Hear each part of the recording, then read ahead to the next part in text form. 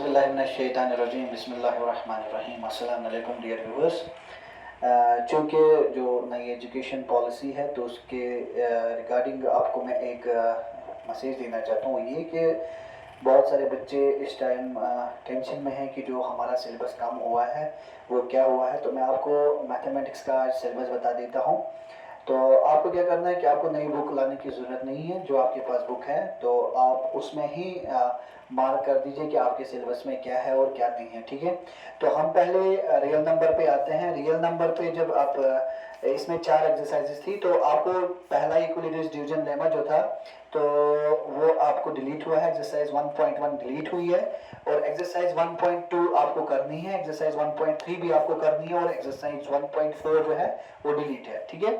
फिर उसके बाद आप आइए पॉलिनोमियल्स पे। पॉलिनोमियल्स पे जो एक्सरसाइज 2.1 है वो आपके सिलेबस में है। एक्सरसाइज नंबर 2.2 वो भी आपके सिलेबस में है और इसमें जो एक्सरसाइज नंबर 2.3 है जहां पे था divide the polynomial p of x by polynomial g of x वो डिलीट हुई है। फिर उसके बाद पेयर ऑफ लीनियर इक्वेशन में जो पहली एक्सरसाइज है जिसपे आपको ग्राफ बनाना था तो वो आपको एक्सरसाइज नंबर 3.1 डिलीट है। 3.2 जो है वो सिलेबस में है, 3.3 जो है वो भी सिलेबस में है, 3.4 जो है वो भी सिलेबस में है और जो क्रॉस मल्टीप्लिकेशन मेथड 3.5 जो है वो आपको डिलीट हुई है और जो 3.6 था 6 है तो वो भी डिलीट है, ठीक है। तो इस चैप्टर में आपको 3.4 3.1 है, 3.1 डिलीट है, 3.2 है, 3.3 भी है, 3.4 भी है, 3.5 एंड 3.6 डिलीट है, ठीक है। फिर आते हैं हम क्वाड्रेटिक इक्वेशन पे। क्वाड्रेटिक इक्वेशन में एक्सरसाइज नंबर 4.1 आपके सिलेबस में है, एक्सरसाइज नंबर 4.2 आपके सिलेबस में है और एक्सरसाइज नंबर 4.3 वो डिलीट हुई है और nature of roots exercise number 4.4 आपके सिलेबस में है। फिर आते हैं अर्थमेटिक प्रोग्रेशन पे। अर्थमेटिक प्रोग्रेशन पे एक्सरसाइज नंबर 5.1 भी है, 5.2 भी है, 5.3 भी है। इसका मतलब है जो एपी है अर्थमेटिक प्रोग्रेशन ये सारा चैप्टर आपके सिलेबस में रहेगा, ठीक है। फिर उसके बाद आते हैं हम ट्रायंगल्स पे जो सबसे बड़ा चैप्टर था और टीचर्स को भी बहुत टाइम लगता था ये कंप्लीट करने में। तो इसमें अब इस साल ऐसा हुआ है कि आपको ट्रायंगल्स में एक्सरसाइज नंबर फर्स्ट 6.1 आपके सिलेबस में रहेगा और एक्सरसाइज 6.2 भी है और एक्सरसाइज 6.3 भी है। तो इसके बाद एक्सरसाइज नंबर 6.4 जो है वो डिलीट है और एक्सरसाइज नंबर 6.5 भी डिलीट है। तो इसका मतलब ये है एक्सरसाइज नंबर 6.3 और 6.5 ट्रायंगल्स में डिलीट है। तो फिर उसके बाद हम आते हैं दूसरे चैप्टर पे जिसका नाम है कोऑर्डिनेट जियोमेट्री। कोऑर्डिनेट जियोमेट्री में आपके जो एक्सरसाइज नंबर 7.1 ये सिलेबस में है, एक्सरसाइज नंबर 7.2 ये भी सिलेबस में है, एक्सरसाइज नंबर 7.3 जो है वो डिलीट है जिसमें एरिया ऑफ ट्रायंगल था, ठीक है। तो अब उसके बाद आते हैं ट्रायगोनोमेट्री पे।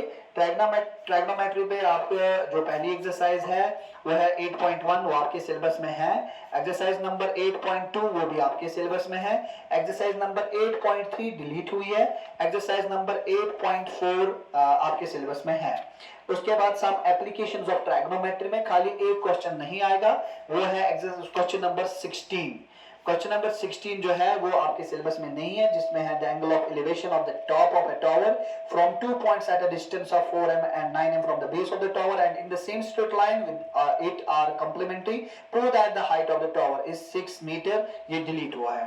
फिर उसके बाद सर्कल्स में आपका एक्सरसाइज नंबर 10.1 भी है, 10.2 भी है, दैट मींस सर्कल जो है ये सारा चैप्टर आपके सिलेबस में आएगा। फिर उसके बाद जो कंस्ट्रक्शंस हैं तो इसमें थोड़ा सा हम कंफ्यूजन में हैं। तो वो ये कि कुछ बता रहे हैं कि एक्सरसाइज नंबर 11.1 है सिलेबस में, एक्सरसाइज नंबर 11.2 डिलीट है, बट जहां तक मैंने इसकी नई बुक देखी तो उसमें ना ही 11.1 है ना ही 11.2 है, ठीक। तो अब उसके बाद आता है एरिया रिलेटेड टू सर्कल्स, ये भी बहुत बड़ा चैप्टर था। तो इसमें एक्सरसाइज नंबर 12.1 पहले ही डिलीट हुई है। फिर उसके बाद एक्सरसाइज नंबर 12.2 आपके सिलेबस में रहेगी। फिर उसके बाद एक्सरसाइज नंबर 12.3 ये भी डिलीट है, that means area related to circles में खाली एक एक्सरसाइज है 12.2। नाउ अब आते हैं सब बहुत बड़े चैप्टर की बात आ रही है surface area and volumes. Surface area and volumes में जो एक्सरसाइज नंबर फर्स्ट है वो आपके सिलेबस में है, दैट इज 13.1। 13.2 भी आपके सिलेबस में है लेकिन 13.3 और 13.4 आपके सिलेबस से डिलीट हुई है, ठीक है। फिर अब आते हैं next chapter, that is statics. तो स्टैटिक्स में आपको है एक्सरसाइज नंबर फर्स्ट भी है, सेकंड भी है और थर्ड भी है, और ओजी करू जो है वो आपको डिलीट हुई है। फिर उसके बाद लास्ट में आता है प्रोबेबिलिटी। तो प्रोबेबिलिटी में आपको कुछ भी डिलीट नहीं हुआ है, वो सारा चैप्टर है। तो इसी के साथ जो आपका मैथ्स का ये जो सारा सिलेबस है मैंने आपको बता दिया है। आप इसी अकॉर्डिंग अपना सिलेबस कंप्लीट कर लीजिए, और इंशाल्लाह आप आने वाले एग्जाम में भी कामयाब हो जाए, और हमारे स्टूडेंट्स भी कामयाब हो जाएंगे और आप भी कामयाब हो जाएंगे। शुक्रिया।